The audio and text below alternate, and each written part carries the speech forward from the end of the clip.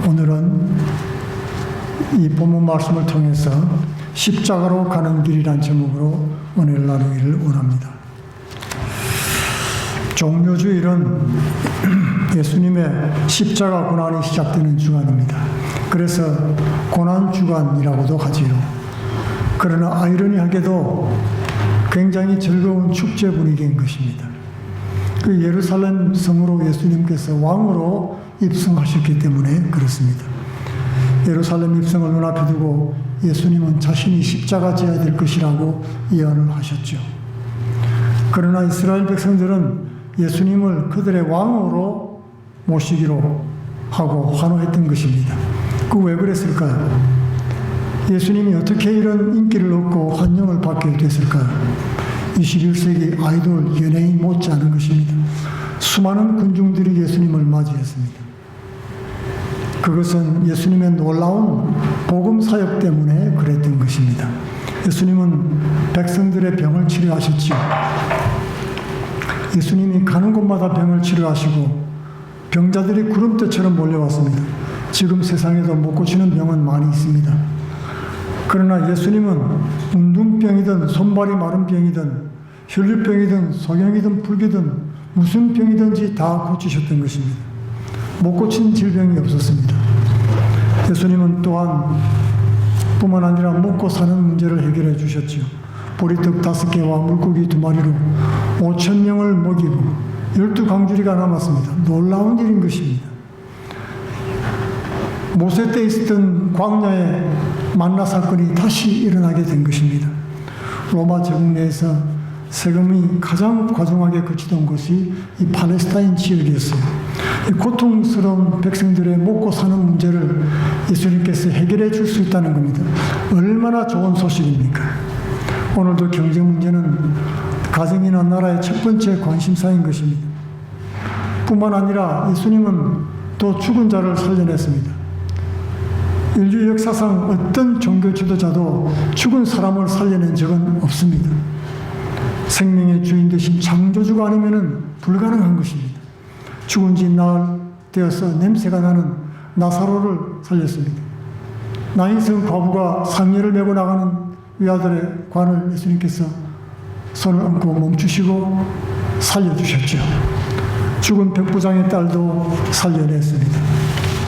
뿐만 아니고 예수님은 하늘나라 복음을 증거해 주었습니다. 누구든지 자기 죄를 자복하고 예수님을 믿기만 하면 하늘나라 백성 되는 길을 누구에게나 열어주셨다는 것입니다. 마귀의 겜에 빠진 범죄한 인류를 죄로부터 해방시키러 이 땅에 오셨습니다. 그런데 왜 이스라엘 백성들은 예수님을 십자가에 못 박았을까요? 왜 호산나 주의 이름으로 오시는 왕이여 하던 사람들이 십자가에 못 박으소서라고 바뀌었을까요? 그 당시 유대 백성은 정치적이고 세속적인 요구를 충족시켜줄 그런 메시아를 간절히 원하고 있었습니다. 정의롭고 억압당하는 주의 백성들이 악의 무리 로마와 싸워서 물리쳐야 된다고 주장했던 것입니다. 그러기 위해서 메시아가 필요하다고 생각했습니다. 그러나 예수님은 채찍을 들고 성전을 정화했습니다. 죄를 지적하면서 회개하라고 했습니다. 그러자 그것이 못마땅했던 것입니다. 하나님이 세상 제국을 통해서 이스라엘을 징벌하고 계신다는 사실을 받아들이기 힘이 들었습니다. 요나처럼 거역했던 것입니다. 이스라엘을 핍박하는 아수르의 니누의 백성들에게 복음을 전하라고 오늘날 요나 선지자에게 말씀이 임했습니다. 그러니 요나는 하나님 명령을 거역하고 달아났었죠. 또 남유다 왕들도 마찬가지입니다. 바벨론 제국에 대적을 했습니다. 그때 예레미야는 바벨론 제국에는 대적하면서 애국은 또 의지하고 우상을 숭배하는 표리부동한 남유다의 죄를 지적했습니다. 그러자 그를 죽이려고 했던 것입니다. 예수님은 사람들의 세속적인 욕구를 충족시켜주러 이 땅에 오신 분이 아니었습니다. 물론 그렇게도 하셨죠. 그러나 그것이 목적이 아니었습니다. 자기 백성을 죄로부터 구원하시기 위해서 이 땅에 오신 것이었습니다. 그러나 이스라엘 백성들은 자기 죄를 돌아보기를 거부했죠. 로마의 죄와 악에 대해서 분노하면서 자신은 의롭다고 생각을 한 것입니다. 자신을 의롭게 여기는 사람은 남의 죄에 대해서 늘 분노하고 있습니다. 예수님의 지적이 무엇이었습니까? 남의 눈에 티가 있으면 내 눈에는 덜보가 있다는 것입니다. 그러면서도 너희가 본다고 주장하니까 너희가 소경이라고 말씀하셨던 것입니다. 예수님은 환전상과 비둘기 파는 자들, 장사꾼들의 판을 뒤집어 엎었습니다. 자신들의 종교적인 의의가 예수님께 인정을 받지 못하자 이스라엘 백성들은 분노했습니다. 예수께서 진리를 알면 진리가 너희를 자유케 하리라 그렇게 말씀하셨죠. 그러자 유대인들은 우리가 종된 적이 없거늘 어찌 우리가 자유할 것이냐고 반박했던 것입니다. 예수님은 죄를 짓는 자마다 죄의 종이라고 선언했습니다. 자기 죄를 해결하지 못하면 아무리 종교적이고 도덕적인 삶이라도 하늘나라에 들어갈 수 없다는 것입니다. 예수님이 오늘 예루살렘에 올라가시는 것은 바로 십자가를 지고 우리의 죄를 속하기 위해서였던 것입니다. 사람들은 자신들의 허물과 죄를 지적하면 싫어합니다. 복음이 아닌 것 같습니다. 율법 같아 보입니다. 오늘날에도 십자가는 인기 있는 제목이 아닌 것입니다. 불편하고 끄끄러운 주제입니다. 죽으러 간다는 게 하는데 누가 좋아하겠습니까? 오늘 본문에 이스라엘 백성들은 호산나라고 외쳤습니다. 호산나 찬송하리로다 주의 이름으로 오시는 이여. 이 호산나는 이제 구원하소서라는 말씀입니다. 이스라엘이 열렬히 바랐던 구원은 죄사함이나 영원 구령도 아니었습니다. 영생도 천국도 아니었습니다. 너무나 세속적인 구원이었던 것입니다. 누구든지 이 세상에 소망을 두면 크게 실망하게 되어 있습니다. 육신의 정욕과 안목의 정욕과 이 세상 자랑이니 다 아버지께로 쫓아온 것이 아니요 세상으로부터 쫓아온 것이라. 이 세상도 그 정욕도 다 지나가되 오직 하나님의 뜻을 행하는 이는 영원히 거한다고 말씀을 했습니다. 이스라엘은 결국 예수님을 십자가에 못 박아버리고 말았습니다. 메시아를 죽이면서 그 피를 우리와 우리 자손에게 돌리라고 큰 소리를 쳤습니다. 그로부터 40년 후에 로마 장군 티투스가 8만이나 대군을 이끌고 예루살렘을 공격했습니다. 성은 난공불락이었습니다. 아름다울 뿐만 아니라 얼마나 요새 위에 지어졌는지 절대로 함락시킬 수 없는 성이었습니다. 사람들은 성을 믿고 성이 살려줄 것으로 믿었습니다. 예루살렘 성이 우상이 되었던 것입니다. 그러나 로마군은 성 안으로 흐르는 물길을 차단해버리고 식량 보급을 완전히 끊어버렸습니다. 오랫동안 성이 고립되자 백성들은 굶어 죽어갔습니다. 그 성 안에 갇혀서 죽어가기 시작한 것입니다. 탈출하는 사람들은 무참히 죽였습니다. 백성들은 거리를 헤매다가 탈진해서 쓰러져 죽었습니다. 아무도 울지 않았습니다. 가족조차도 매장할 힘이 없고 시체가 너무 많아서 매장을 포기했습니다. 폭도들은 떼지어 다니면서 남은 식물들을 강탈해 갔습니다. 굶주림 때문에 사람들은 닥치는 대로 눈에 보이는 대로 집어먹기 시작했습니다. 허리띠도 먹고 장화도 먹고 방패 가죽도 뜯어먹었습니다. 결국 자신의 아이를 삶아먹는 끔찍한 상황이 되고 말았던 것입니다. 로마군에게 에워싸인 예루살렘의 모습은 성경에 이미 예언된 대로였습니다. 신명기 28장 52절에 너희가 불순종할 때 그들이 전국에서 내 모든 성읍을 에워싸고 내가 의뢰하는 높고 견고한 성벽을 다 헐며 내 하나님 여호와께서 내게 주시는 땅의 모든 성읍에서 너를 에워싸리니 내가 대적에게 에워싸이고 맹렬히 쳐서 곤란을 당하므로 내 하나님 여호와께서 내게 주신 자녀 곧 내 몸의 소생의 고기를 먹을 것이라. 자기 죄를 돌아보지 않고 메시아를 죽인 유대인은 자신들의 말처럼 그 피가 자신들과 자손에게 돌아갔던 것입니다. 70년에 예루살렘은 함락되었습니다. 성벽도 성전도 도시도 다 불탔습니다. 포로는 10만이나 됐습니다. 사망자는 집계된 숫자만 110만이 넘었습니다. 68년 베스파시안 장군이 예루살렘을 공격할 때 갑자기 네로 황제가 죽었습니다. 그때 잠깐 이 로마군이 포위를 풀고 퇴각을 했던 적이 있습니다. 로마의 정세가 지금 불안하기 때문에 전쟁을 할 수가 없었죠. 그때 유대인들은 자신들이 이긴 줄 알고 기뻤습니다. 야, 로마군이 물러가는구나. 우리가 이겼다. 유대인들이 힘을 내어라. 그러면서 다시 더 예루살렘 성으로 사람들을 끌어들였던 것입니다. 그때 그리스도인들은 다 빠져나갔습니다. 그것은 예수님께서 예언하신 예루살렘 멸망의 징조 때문에 그랬던 것입니다. 그 징조가 무엇이었습니까?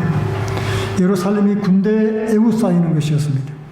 누가복음 21장 20절에 너희가 예루살렘이 군대들에게 에워싸이는 것을 보거든 그 멸망이 가까운 줄 알라.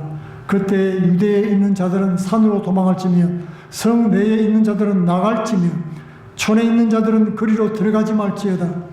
이 날들은 기록된 모든 것을 이루는 형벌의 날이니라. 하나님의 심판의 날이 종말이 임하기 시작한 것입니다.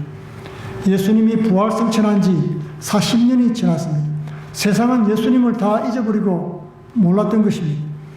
예수님의 말씀을 기억하는 자는 그리스도인들 뿐이었습니다. 그래서 68년에 로마군이 예루살렘을 둘러싸자 그리스도인들은 에돔의 동굴 요새 페트라로 도피했습니다. 예루살렘이 멸망할 때 그리스도인들은 예수님의 말씀을 믿음으로 심판으로부터 구원을 받은 것입니다. 우리 예수님은 육신의 구원자도 되십니다. 그러나 우리에게 영생을 주시기 위해서 십자가에 죽으신 것입니다. 예수님은 나는 부활이요 생명이니 나를 믿는 자는 죽어도 살겠고 살아서 나를 믿는 자는 영원히 죽지 않으리라고 약속했던 것입니다. 오늘 예수님은 예루살렘 입성은 십자가로 가는 길이었습니다. 그것이 이 땅에 오신 진정한 이유고 목적이었던 것입니다. 두 번째로 이 십자가의 길은 결코 환영받는 길이 아니라는 것입니다. 사람들은 예수님을 왕으로 받들고 환영했지요. 그러나 예수님은 자신을 그들에게 의탁하지 않았다고 말씀했습니다. 그 증거가 바로 어린 낙입니다. 나귀는 겸손의 상징이지요. 왕의 상징은 아닙니다. 종을 상징하는 것입니다. 무겁게 짐을 메고 일하는 노예의 상징입니다. 십자가의 길은 희생과 겸손의 길이라는 것을 나타내 주신 것입니다. 예수님은 영광의 메시아가 아니고 고난의 메시아로 오신 분이었습니다. 자기 백성의 죄와 허물을 사하기 위해서 희생제물로 돌아가신 것입니다. 마태복음 20장 27절로 너희 중에 누구든지 어뜸이 되고자 하는 자는 너희 종이 되어야 하리라. 인자가 온 것은 섬김을 받으려 함이 아니라 도리어 섬기려 하고 자기 목숨을 많은 사람의 대속물로 주려 함이니라고 말씀했던 것입니다. 예수님은 우리를 위한 희생제물이 되어서 십자가에 돌아가셨습니다. 우리는 그의 백성입니다. 그 당시 정치 지도자들은 백성을 다스릴 명분이 필요했지요. 그래서 여러 가지 모토와 슬로건을 내걸었습니다. 끝까지 싸우면 해방이 올 것이다. 하나님은 우리 편이다. 악은 물러갈 것이다. 그렇게 백성들을 선동했던 것입니다. 그것이 그 당시의 신학이고 메시지였습니다. 그렇게 이스라엘은 거짓 소망을 품고 살았던 것입니다. 그러나 세례요한과 예수님의 메시지는 달랐죠. 회개하라 천국이 가까웠느니라.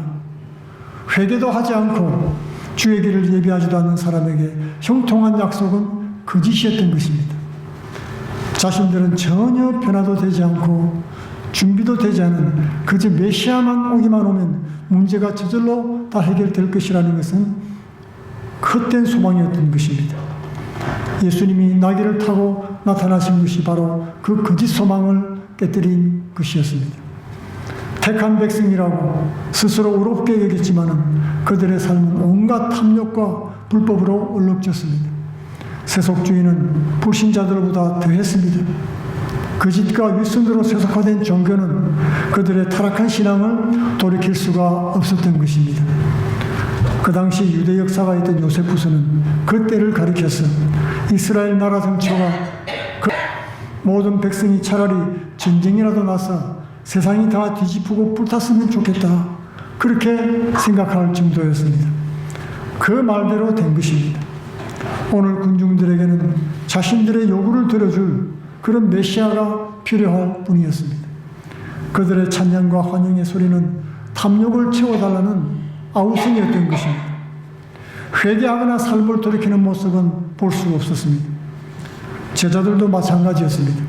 십자가를 지고 죽을 것을 말씀하는데 베드로는 안 된다고 말렸습니다. 다른 두 제자는 높은 자리 되려고 청탁했습니다. 그러다가 예수님의 십자가에 못 박히게 되자 다 도망가고 말았던 것입니다.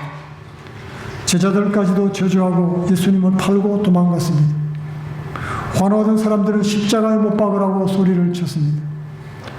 사람들의 열광적인 환호는 헛된 것이었습니다. 그것은 다 무의미했습니다. 오늘 우리가 예수님을 환영하는 이유가 무엇입니까? 내게 무슨 유익이 있습니까?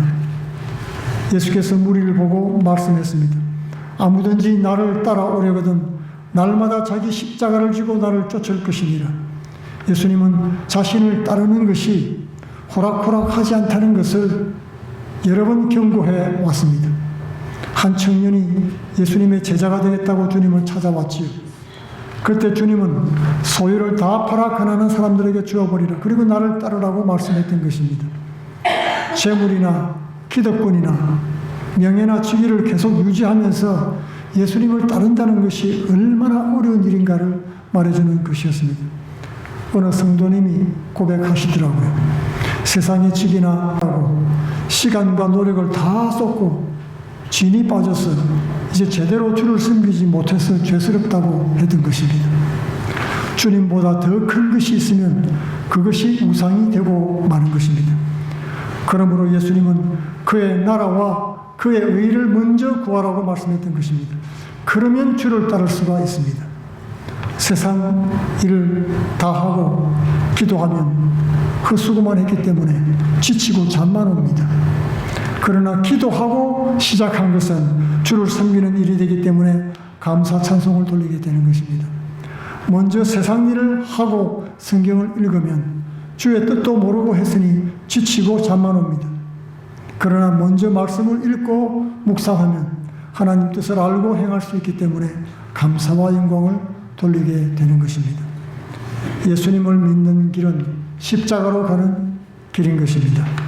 종료주의를 맞이해서 예수님을 참나의 왕으로 영접하시기를 바랍니다. 부활의 영광을 바라보면서 먼저 세상과 저로부터 돌아서시기 바랍니다. 그리고 사랑하는 주님과 가족과 이웃을 위해서 나의 주어진 십자가를 지고 먼저 주의 나라와 의를 쫓아 살아가는 복된 성도들 되기를 축원드리겠습니다. 다 같이 기도하겠습니다. 고마우신 아버지 하나님, 주님께서 예루살렘으로 올라가시며 왕으로 이 세상에 오신 분임을 알게 하여 주시니 감사합니다. 그러나 먼저 십자가 고난이 있고 부활 영광이 있다는 것을 깨달으며 겸손히 우리에게 주어진 십자가를 지게 하여 주옵소서. 하나님이 원하시는 뜻을 행한 후에 부활 영광을 입는 복된 주의 성도들 다 되게 하여 주옵소서. 예수님 이름으로 기도하옵나이다. 아멘.